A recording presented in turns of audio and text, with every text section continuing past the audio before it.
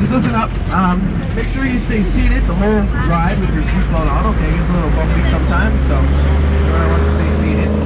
If you have food, please do not eat that. It is a choking hazard. However, if you have a beverage, that is okay. You can drink that. Just be careful. If you have a hat on, make sure it's on tight. Sometimes the wind gets a little bit too much, so we don't want to lose our hats. Also, if you have a phone or a camera and you're taking pictures, don't drop it off the truck. If you drop anything, we cannot stop to pick it up. So it could be a while before you could get that back. And then lastly, let's make sure that we do not touch or feed any of the animals from this truck, okay? Let's keep our hands inside the vehicle and we should be good. And that's all the important rules. Also, you have the lap child. Make sure you just don't go to the outside. Should be good. All right. So, let's see. This first section is called the American Plains. So there are some animals here from North and South America. One of the animals you're going to see going around are called Canada geese. They're going to be around the whole safari, actually. And that's these little birds. And they are native here. So we actually don't keep them here. They just live here. They're native. So that's that. And then one of the animals that you'll see all around the America section is the rhea. So if you look to your left, you'll see some of the rheas over there. They kind of look like ostriches,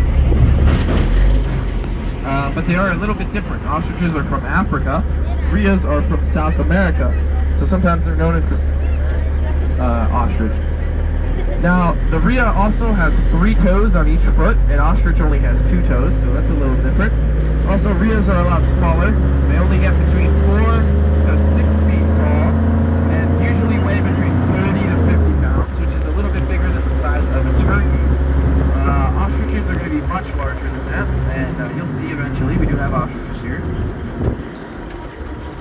But anyways, on your left, you're going to see the Roosevelt elk. They are the largest elk species native to North America. So these guys are from the Pacific Northwest region, and they weigh up to 1,000 pounds, and are usually between 5 and 6 feet tall. Also, those male elk have those antlers, which get up to 4 feet long, and are very large. And they will grow a set of antlers every year, and then at the end of the year they'll shed it off, and then a new one will grow next year. And we might see a couple more elk, as possible, but we'll have to look around for them. On your right side, though, is usually where we have llamas, so we're going to want to look over to the right for the llamas, which are from Peru originally.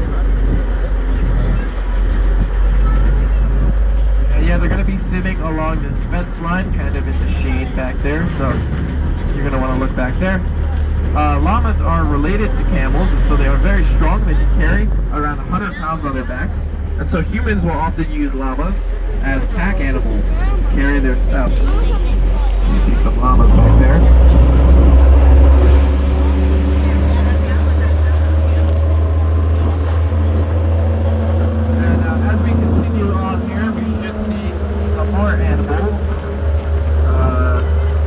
Probably going to see the fallow deer soon. And we'll see more rheas going around as well. What you'll notice with some of the rheas is that some of them will have black feathers around the base of their neck. Those are male rheas. Females will be mostly uniform color throughout. Males will have a lot of black feathers around the base of their neck. Alright, and now to your left, there are going to be some fallow deer sitting along the fence over there. And those fallow deer are actually not native to South America. They are native to Europe. But the Europeans brought them to South America, and so we're counting them as an American animal. All the fallow deer you see there are females, so you don't see any antlers on them. Although male fallow deer do have antlers.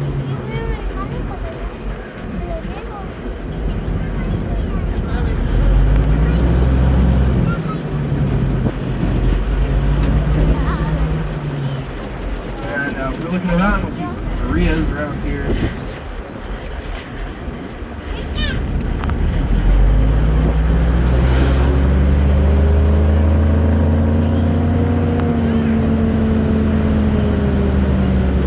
We will also see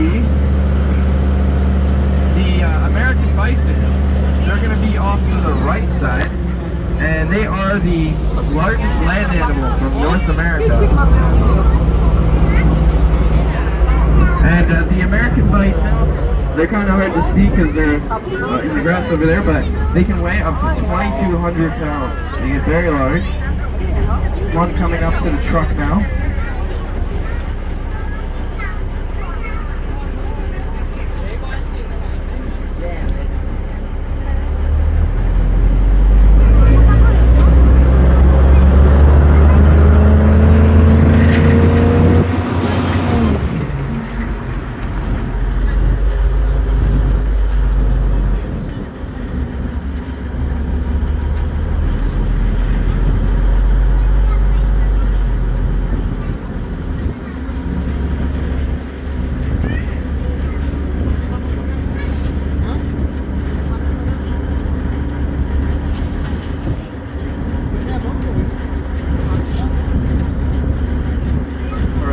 Section we're going to go to is called Africa.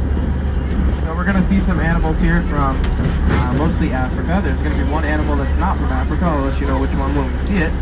We're also going to see ostriches here, so we'll get a good comparison between the rheas we just saw and the ostriches. And the one thing you'll notice is the ostriches are much larger, okay?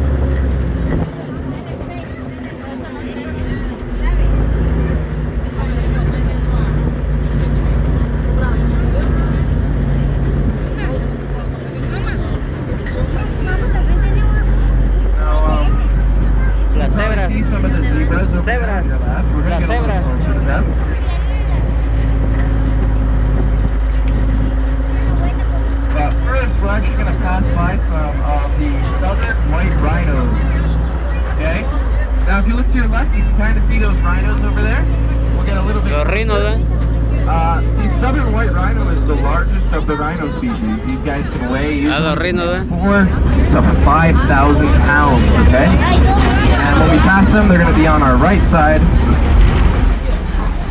Now, what you'll notice about the white rhino is that it is not white. So where does its name come from? It actually comes from the Dutch word white, meaning wide, referring to the wide mouths that these rhinos have. The English, when they heard that, they did not think to translate it, and so the name white rhino stuck, and that's what it's called in English. This gets a little bit more worse because there's another species of rhino in Africa, and so the English wanted to name that one, and they decided to call it a black rhino because black is the opposite of white. Although if you see a black rhino, you'll notice that that animal is also not black. It's actually the same color as the white rhino.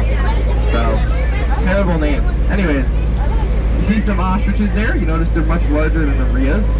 Another thing, if we get close to an ostrich, you'll see they have 2 toes on each foot. A big toe and then a smaller toe. And that big toe will have a really big claw on it. In the water over here on the right, you'll see the Asian water buffalo. This is a species of water buffalo native to Asia, not Africa. And they are mostly domesticated and used for their milk. And as you can see, they're in the water. And then there are the zebras over there. You also may have seen that smaller zebra, that is a baby. And with these ostriches, you see that one of them is gray and the other one is black and has like a reddish colored beak and red legs as well. You can't really see the legs, but that is because the black one is a male and the females are gray in color. So you can kind of tell apart male and female ostriches just by their feather colors, similar to the rhea. So, and then there's usually more ostriches on your left. Yeah, there's going to be 2 more males over there sitting down across from each other.